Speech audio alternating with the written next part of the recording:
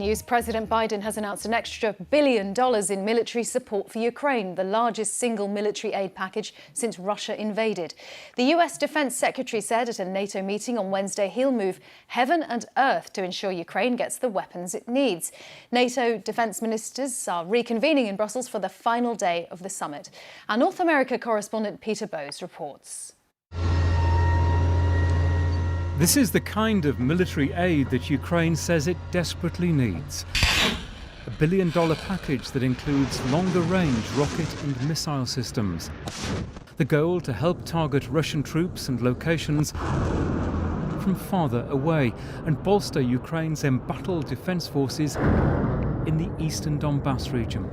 It's a pivotal moment in the war, according to the US Defense Secretary Lloyd Austin, who's been speaking to a meeting of NATO defense ministers in Brussels. We're going to continue to work hard to move things, as much capability as we can, as fast as we can, and to ensure that Ukraine can be successful on the battlefield. He said Russia had shifted its focus to the Donbass, and the challenge facing Ukraine could not be underestimated. The stakes, he said, were high, and the Western alliance could not afford to let up. The United States announced the strengthening of our defences, an extra $1 billion support package. It has coastal defence, artillery and modern rocket systems. We are waiting. I'm extremely grateful for the support, which is especially important for our defence forces in the Donbass.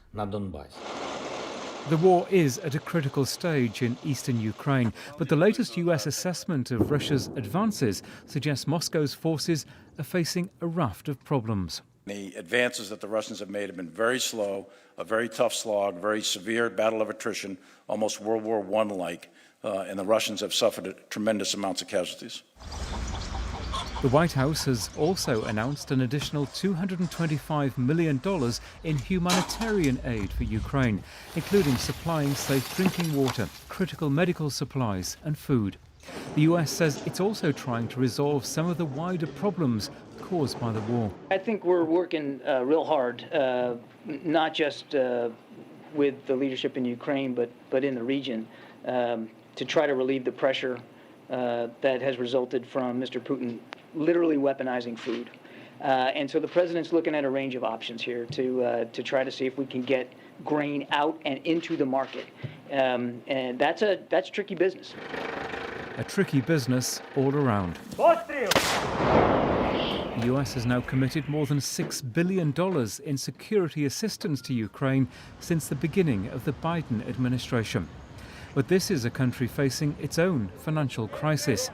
News of a higher-than-expected hike in interest rates and talk of a possible recession are a greater concern for some than a potentially protracted war in Europe. A political tightrope for Joe Biden to navigate in the months ahead. Peter Bowes, BBC News.